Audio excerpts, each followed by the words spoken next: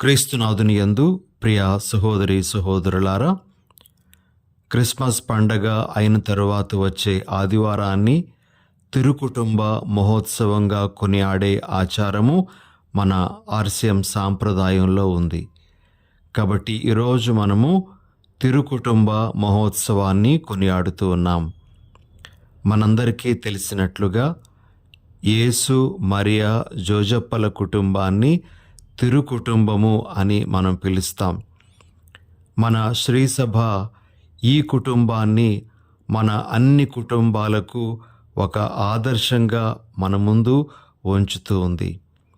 ఈ కుటుంబ ఆదర్శంలో మన కుటుంబాలన్నీ కూడా నడవాలి అనేటువంటిది మన శ్రీసభ ఉద్దేశం. ప్రియ సహోదరి సహోదరులారా, ఈ రోజున మనము ఈ తిరుకుటుంబ మహోత్సవం కొనియాడుతూ మన కుటుంబాల గురించి కొన్ని విషయాలను ధ్యానించబోతూ ఉండగా, మొదటిగా కొంతమంది పెద్దవారు కుటుంబం గురించి తెలియజేసినటువంటి కొన్ని విషయాలను మనము జ్ఞాపకం చేసుకుందాం.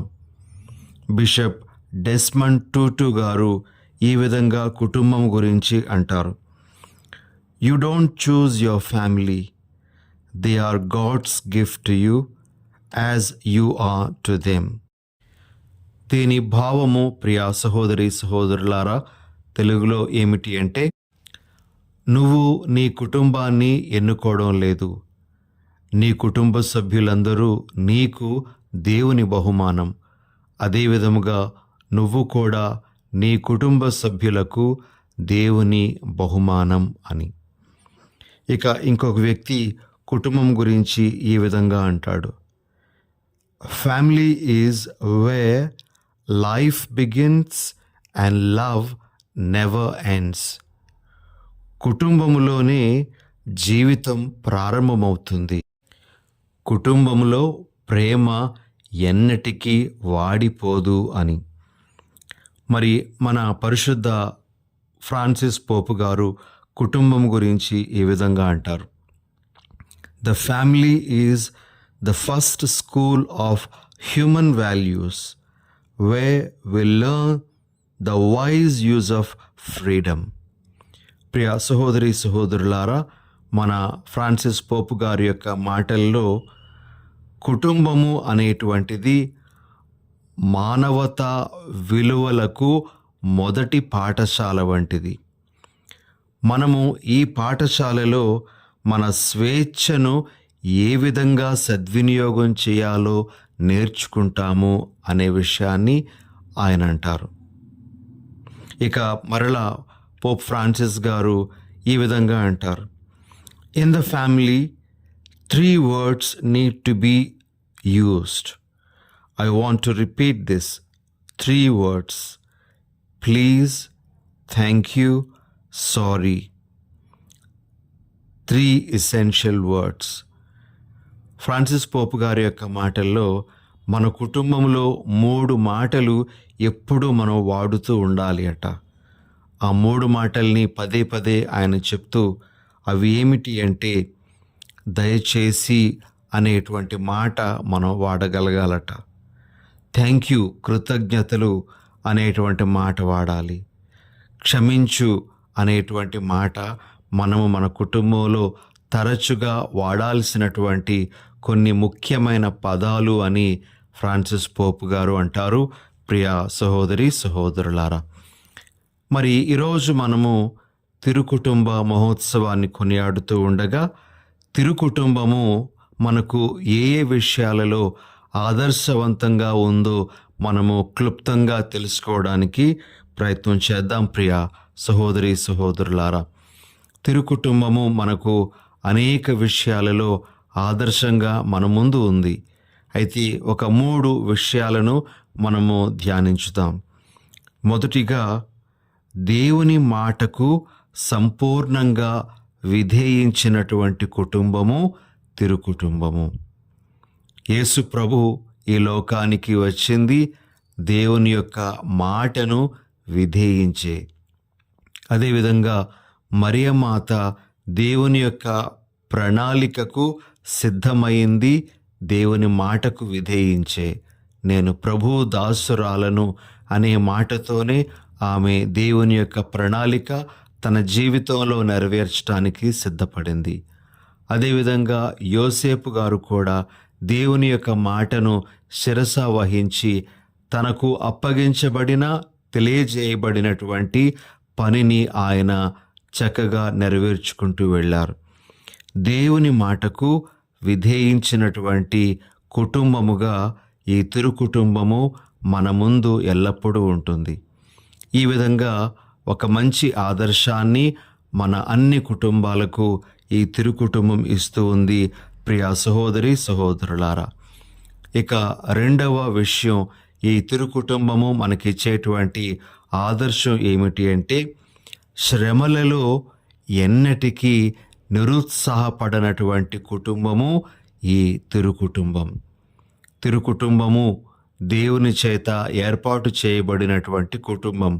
అయితే అనేకమైన శ్రమలు, అనేకమైన కష్టాలు ఆ కుటుంబములో కూడా చోటు చేసుకున్నాయి. అయితే ఆ శ్రమలకు, కష్టాలకు ఏనాడు అధైర్యపడనటువంటి కుటుంబము, ఆ శ్రమలలో, కష్టాలలో నిరుత్సాహపడిపోనటువంటి కుటుంబము ఈ తిరు కుటుంబము అని మనము ఘంటాపదంగా చెప్పవచ్చు. ఉదాహరణకు ప్రియ సహోదరి సహోదరులారా, హెరోదు రాజు బాలుని చంపడానికి ప్రయత్నం చేస్తూ ఉన్నాడు అని తెలిసినప్పుడు మరియ యోసేపులు ఎంత క్షోభను అనుభవించారో, బాలునికి ఎటువంటి ప్రమాదము సంభవించబోతుందో అని ఎంతగానో వారు భయపడి ఉండవచ్చు. ఆ రాత్రిపూట వారు ప్రయాణానికి ఉపక్రమించినప్పుడు వారి మనసుల్లో ఎన్నెన్ని ఆందోళనలు చోటు చేసుకుని ఉన్నాయో మనకైతే తెలియదు. ప్రియా సహోదరి సహోదరులారా, అయితే ఇన్ని సమస్యలలో కూడా వారు దేవుని ఏనాడు దూషించలేదు, దేవునికి దూరమైపోలేదు, వారు నిరుత్సాహపడలేదు. మరి తిరు కుటుంబము నిరుత్సాహపడని కుటుంబముగా ఈరోజు మన ముందు ఉంది. ప్రియా సహోదరి సహోదరులారా, మరి తిరు కుటుంబాన్ని మనము ఒక ఆదర్శవంతమైనటువంటి కుటుంబము అని చెప్పటానికి ఆ కుటుంబంలో ఉన్నటువంటి పరస్పర ప్రేమ ఒక ముఖ్యమైనటువంటి విషయంగా మనము భావించవచ్చు. యోసేపు మరియలు ఒకరినొకరు ప్రేమించుకున్న రీతి, వారిరువురు యేసును ప్రేమించిన రీతి, యేసు వారిరువురిని ప్రేమించిన విధానము, ఇవన్నీ కూడా మనకి ఒక మంచి ఆదర్శాన్ని ఇస్తూ తిరు కుటుంబము ప్రేమతో జీవించినటువంటి కుటుంబముగా మనకు కనబడుతూ ఉంది. మరి ఈ విషయంలో కూడా తిరు కుటుంబము మనందరికీ ఆదర్శంగా ఉంది అని మనం గ్రహించాలి. ప్రిలగు సహోదరి సహోదరులారా, ఈ దినాలలో కుటుంబాల పరిస్థితి అనేటువంటిది రోజు రోజుకి దిగజారిపోతుంది అని చెప్పొచ్చు. కుటుంబాలలో ఉండాల్సినటువంటి విలువలు కూడా క్షీణించిపోతూ ఉన్నాయి. ఆధునిక పోకడలకు గురి అవుతున్నటువంటి కుటుంబాలు చాలా మట్టుకు విచ్ఛిన్నమైపోతూ ఉన్నాయి. ఈ సందర్భంలో మన ఈ మహోత్సవం, తిరుకుటుంబ మహోత్సవం, మరొక్కసారి మన కుటుంబాలను మనం పటిష్టపరచుకోవాలి, బలపరుచుకోవాలి అనే విషయాన్ని మనకు గుర్తు చేస్తూ ఉంది. మరి ఈ సందర్భంలో మన కుటుంబాలు దృఢమైనటువంటి, బలమైనటువంటి కుటుంబాలుగా ఉండాలి అంటే మనం చేయాల్సినటువంటిది ఏమిటో మనము ఈరోజు కొద్దిగా గ్రహించటానికి ప్రయత్నం చేద్దాం. గతంలో మనకు తెలిసినటువంటి విషయాలే అయినప్పటికీ కూడా మరొక్కసారి వీటిని మనము నెమరు వేసుకుందాము. ప్రియా సహోదరి సహోదరులారా, మన క్రైస్తవ కుటుంబాలు మంచి కుటుంబాలుగా ఉండాలి అంటే మొట్టమొదటిగా మన కుటుంబాలు ఎలా ఉండాలి అంటే దేవునితో పెనవేయబడిన కుటుంబాలుగా ఉండాలి. అనగా దేవునితో గాఢమైన అనుబంధం కలిగినటువంటి కుటుంబాలుగా మన కుటుంబాలు మారాలి. ప్రియా సహోదరి సహోదరులారా, దీనికి మన కుటుంబాలలో ఉన్నటువంటి ప్రార్థన జీవితము, మన కుటుంబాలు దేవుని యొక్క వాక్యానికి ఇచ్చేటువంటి స్థానము, మన కుటుంబాలు దివ్య బలి పూజలో పాల్గొనేటువంటి ఆ విధానము తప్పనిసరిగా ఉపకరిస్తాయి. దేవునితో పెనవేయబడినటువంటి జీవితాలు మనకు వీటి ద్వారానే లభ్యమవుతాయి అని మనం గ్రహించాలి. కొన్నిసార్లు మన కుటుంబాల్లో చూస్తూ ఉన్నాం, తల్లిదండ్రులు దేవాలయానికి వెళ్తారు, ప్రార్థనల్లో పాల్గొంటారు, ప్రార్థనలు చేస్తారు. కానీ పిల్లలు మాత్రము ప్రార్థనా జీవితానికి కానీ దివ్య బలి పూజలో పాల్గొనడానికి కానీ చాలా వెనుకంజ వేస్తూ ఉంటారు. అటువంటి పిల్లలను సరిదిద్దడానికి కూడా తల్లిదండ్రులు ఏమాత్రము పూనుకోరు.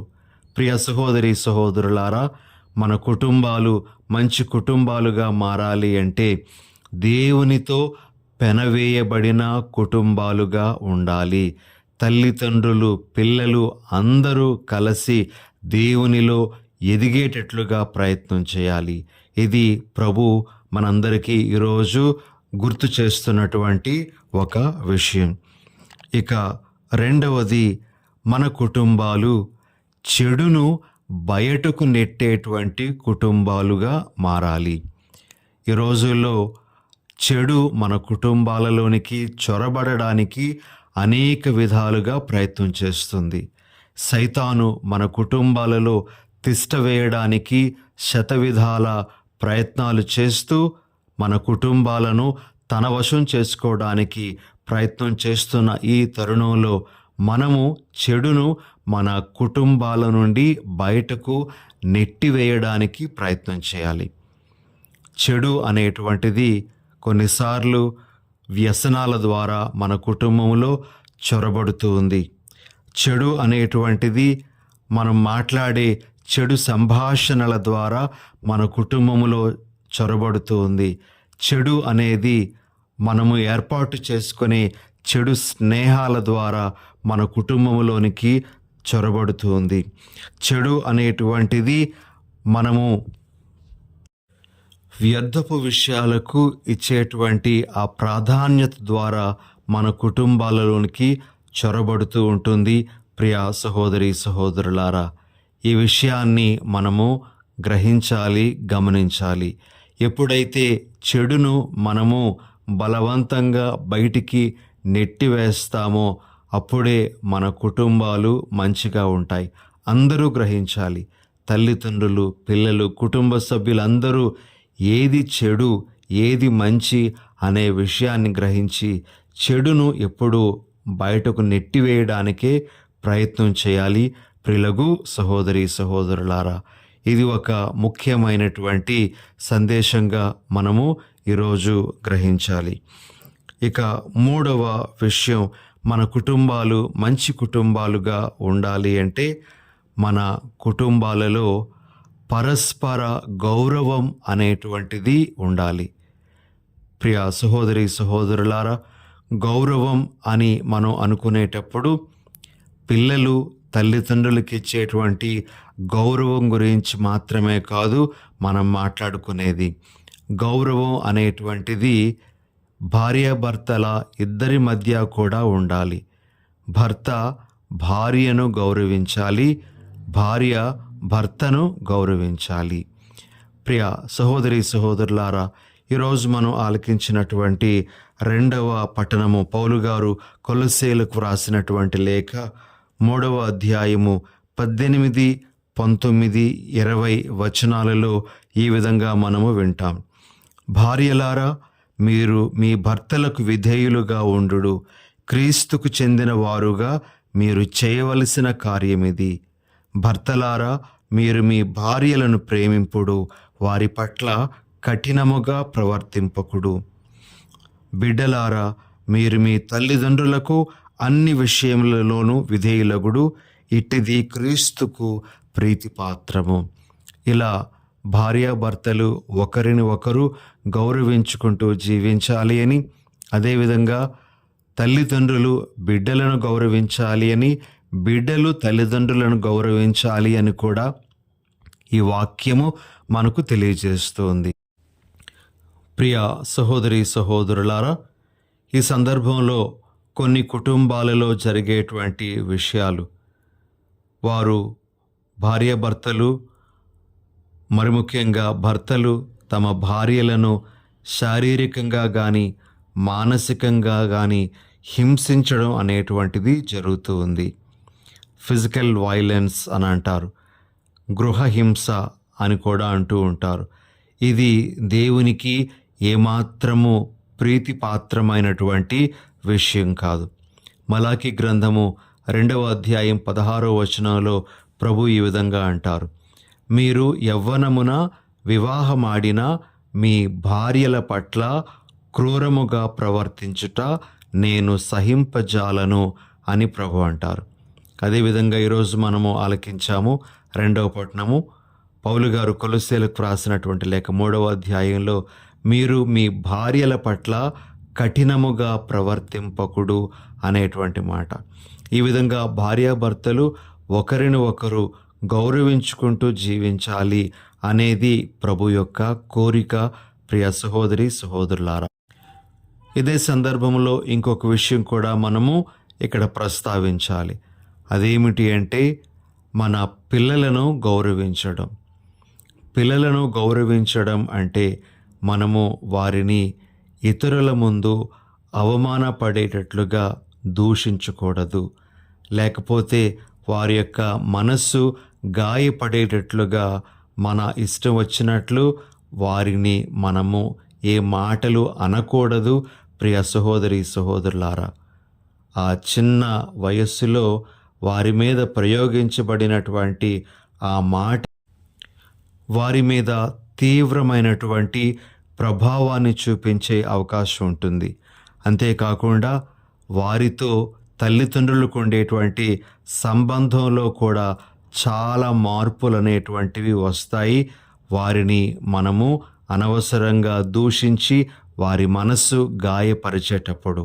కాబట్టి బిడ్డలను మందలించాలి కానీ వారిని గౌరవప్రదమైనటువంటి స్థానంలో నిలబెట్టడం అనేటువంటిది మర్చిపోకూడదు. అదేవిధంగా పిల్లలు కూడా తల్లిదండ్రులకు ఇవ్వాల్సినటువంటి గౌరవాన్ని చూపించాలి. వారు ఇంటిలోనే కాదు, తమ యొక్క స్నేహితుల మధ్య కానీ లేకపోతే ఇరుగు పొరుగు వారి మధ్య కానీ ఉండేటప్పుడు తమ తల్లిదండ్రుల గూర్చి వారు ఎంతో గౌరవంతో మాట్లాడాలి.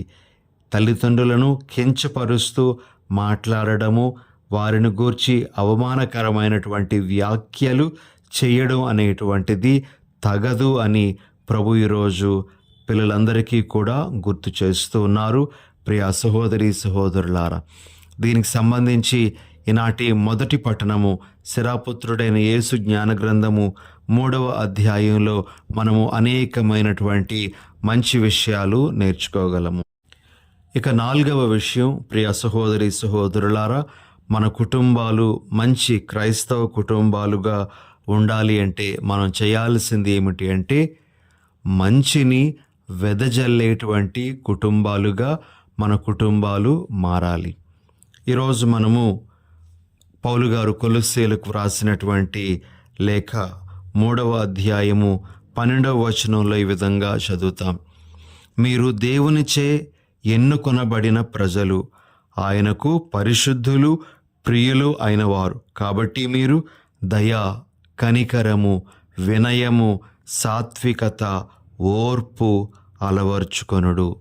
చూడండి, ఇలాంటి గుణగణాలన్నీ కూడా మన కుటుంబము నుండి మనము బయటకు వెదజల్లాలి అని ప్రభు మనకు తెలియజేస్తున్నారు. అనగా ఇలాంటి విలువలతో పుణ్యాలతో మనం జీవించడం అనేటువంటిది చేసినప్పుడు అది మన చుట్టుప్రక్కల ఉండేటువంటి వారందరి మీద మంచి ప్రభావాన్ని చూపిస్తుంది.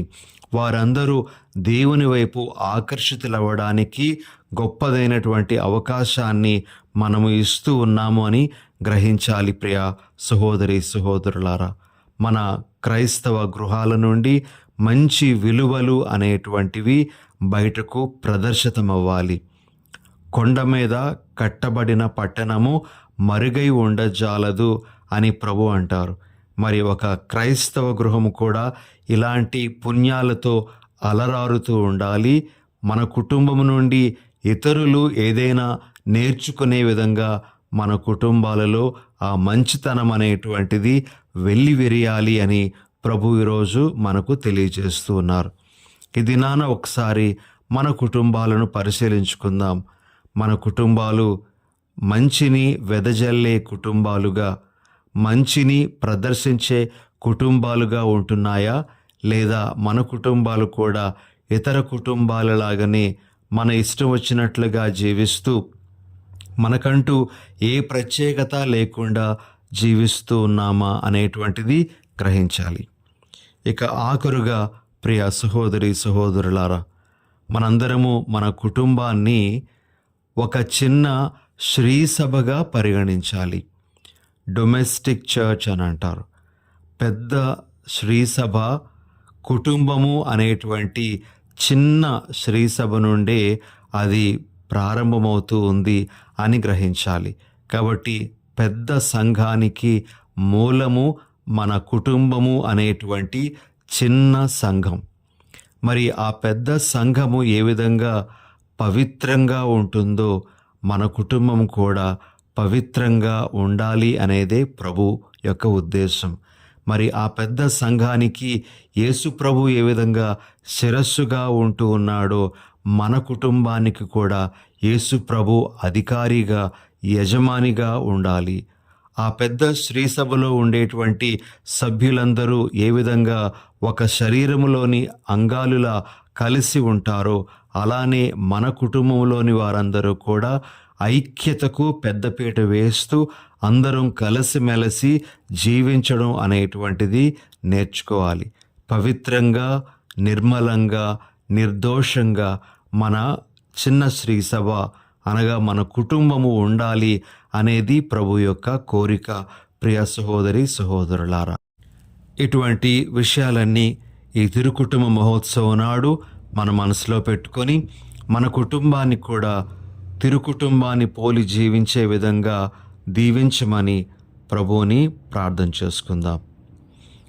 దయగల ప్రభువా, ప్రేమగల తండ్రి, ఈరోజు తిరుకుటుంబ మహోత్సవాన్ని కొనియాడుతూ ఉండగా ఆ కుటుంబ ఆదర్శంలో మా కుటుంబాలన్నిటినీ కూడా మీరు దీవించండి.